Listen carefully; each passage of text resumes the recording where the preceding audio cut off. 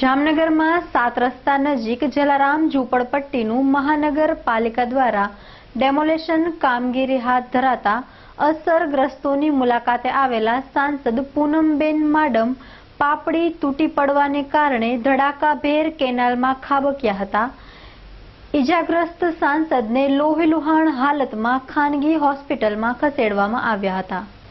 જામનગરમાં 7 રસ્તા નજીક જલારામ ઝૂંપડપટ્ટી આવેલ છે, જેનું આજે મહાનગરપાલિકા દ્વારા મેગા ડેમોલેશન હાથ ધરવામાં આવ્યું હતું।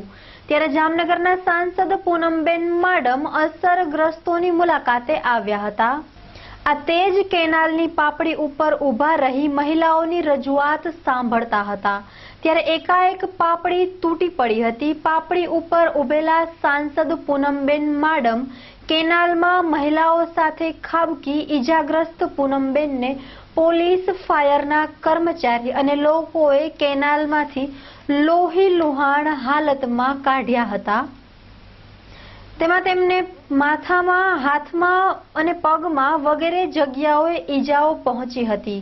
સાંસદ પૂનમબેનને એમ્બ્યુલન્સ મારફત જામનગરની ખાનગી હોસ્પિટલમાં સારવાર અર્થે ખસેડવામાં આવ્યા હતા। આ બનાવની જાણ થતાં જિલ્લા કલેક્ટર, જિલ્લા વિકાસ અધિકારી આ સ્થળે દોડી આવ્યા હતા।